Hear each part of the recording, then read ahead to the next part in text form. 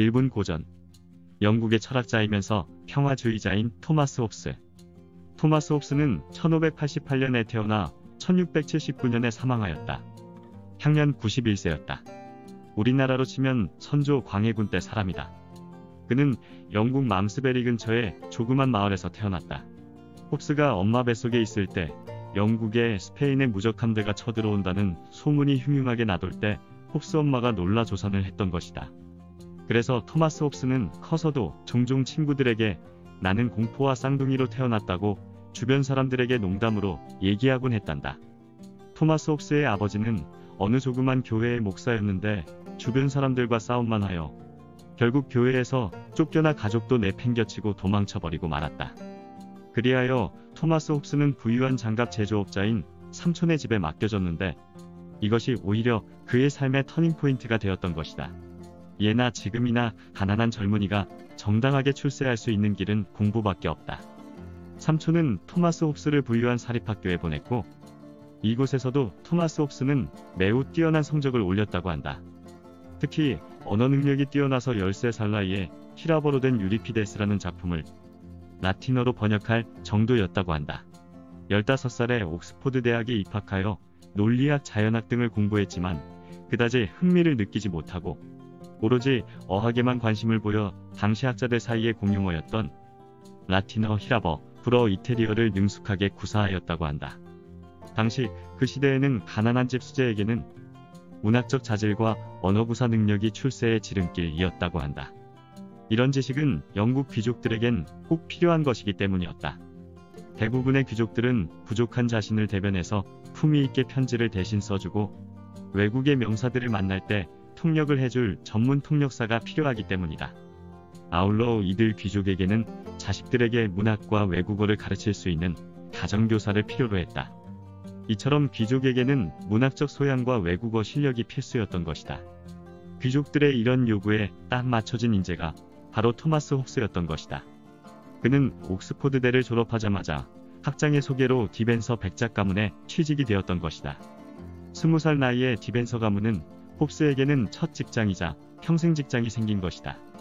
그는 중간에 한번 백작의 아들이 요절하는 바람에 부득이하게 다른 백작 가문으로 잠시가 있었지만 90세까지 70년 동안 4대가 바뀐 이 백작 집안의 충실한 비서이자 가정교사였던 것이다. 원래 비서라는 직업은 하루 종일 백작의 일거수 일투족을 보살펴야 하기 때문에 개인 시간을 내기가 참 어려웠다. 결국 그래서 토마스 홉스도 90평생을 독신으로 지냈다. 그러나 백작이 다른 귀족들과 대화를 나누는 동안 대기실에서 다른 백작의 비서들과 대화를 나누곤 했는데 홉스는 이를 통해 사회적 안목과 새로운 지식을 터득할 수 있었다. 1610년 홉스는 그보다 2살 어린 백작의 아들을 데리고 스승 자격으로 5년간 유럽 대륙 여행을 떠난다. 당시 영국 귀족의 자녀들은 청소년 시기에 유럽 여행을 가는 것이 일반적인데 외국어에 능통했던 홉스는 지금으로 치면 1급 여행 가이드였던 셈이다. 그 이후 그는 제자들의 여행 가이드로 유럽을 여행하는 경우가 많았는데 이 같은 여행은 홉스 자신에게 세계와 국제 정세에 대한 보다 사실적이고 정확한 지식을 얻게 해주었다. 아무튼 위대한 여행이라고 불리울 만큼 1610년의 첫 여행은 홉스의 인생 역정에 큰 영향을 미친 것은 사실이다.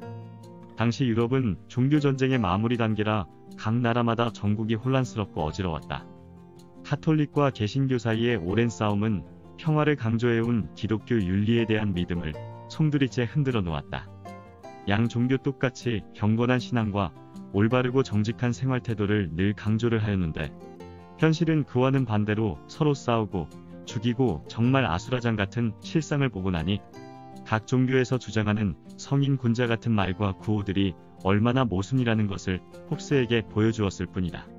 그 후 국제관계에서는 강한 자만이 살아남을 수 있는 정글의 세계로 보았다. 도덕윤리는 허울뿐인 명분에 지나지 않았던 것이다. 그래서 토마스 홉스는 인간의 삶을 혼란한 세상에서 각 개인들이 살아남기 위한 만인에 대한 만인의 투쟁이라고 정의를 내리기에 이르렀다. 오직 인간은 살아남으려는 절실한 욕구뿐이다. 개인들이 모여서 만든 국가도 마찬가지다. 살아남으려는 욕구 이외의 나머지는 다 허구와 거짓이라는 것이다.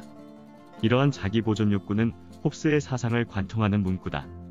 1628년 홉스가 40살이 되었을 때 제자이면서 자기보다 2살 어린 백작의 아들이 요절하고 만다. 벼랑간 주인이 없어진 홉스는 할 일이 없어지고 만다. 토마스 홉스는 인생의 허무함을 느끼고 먼 친척인 뉴캐슬 백작 집안으로 자리를 옮긴다. 당시 유럽은 1618년부터 1648년까지의 30년 전쟁에 휩싸이고 있었으며 뉴캐슬 백작은 군인 출신인 관계로 전쟁에 쓸 망원경을 만드는 광학기술과 포탄의 궤적을 추적하는 탄도학에 관심이 많았다.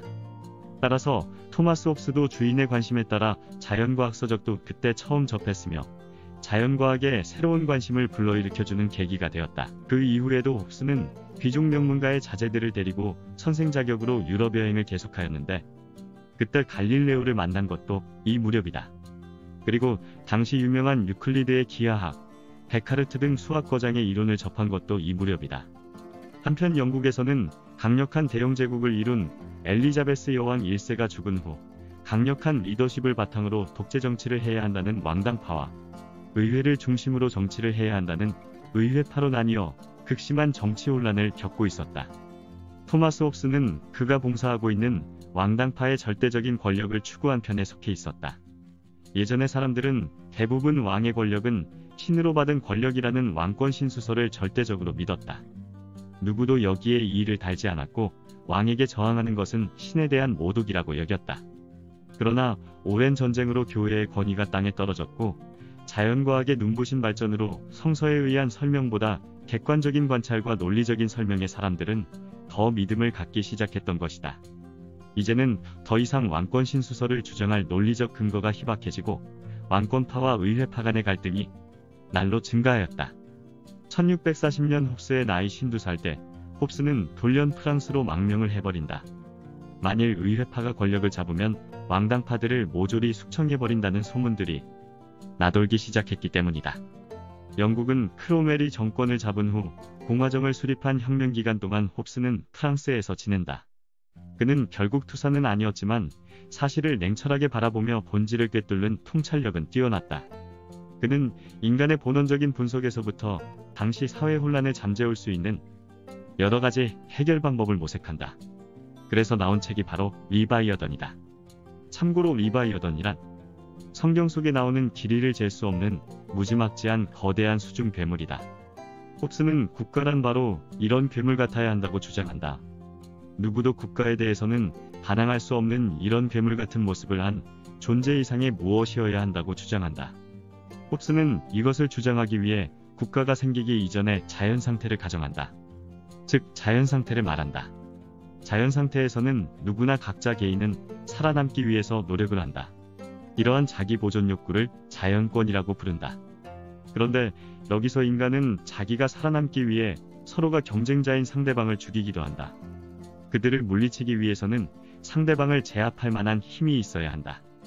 따라서 자연상태에서는 모든 사람이 각자 자기가 힘이 센 것을 과시하기 위해 서로가 서로에게 싸움을 거는 만인에 의한 만인의 투쟁이 계속된다는 것이다. 이런 상태에서는 어느 누구나 자기 자신의 안전과 생명을 보장받기가 어렵다는 것이다. 따라서 대중의 이성을 가진 사람들이 나서서 서로를 해치지 않겠다는 계약을 맺는다. 이것이 생존을 위해 사람들 사이에 맺어진 법인 자연법이다. 그러나 상대방이 자기를 해치지 않겠다고 한 계약이 영원히 보장된다는 원칙은 없다. 계약에 따라 평화를 회복하고 이것을 서로가 지킬 수 있게 강제하는 또 하나의 법이 필요하다는 것이다. 여기서 국가라는 개념이 등장한다. 계약을 어느 한쪽이 어겼을 때 상대를 무자비하게 처벌하여 사회의 안녕과 질서 유지를 위해서는 꼭 필요한 힘을 가진 국가라는 것이 존재해야 한다는 것이다. 그러니 이 국가라는 것에 대해서는 그 어느 누구도 반론을 제기하면 안 되는 것이다. 만일 국가가 무너진다면 원래의 계약을 지킬 수 없기 때문이다. 그러면 사회는 서로의 생존을 위해서 피 터지게 싸우는 자연법 상태로 되돌아가기 때문이다. 이러하기 때문에 국가는 리바이어던 같은 무시무시한 괴물이 되어야 한다는 것이 토마스 홉스의 생각이다.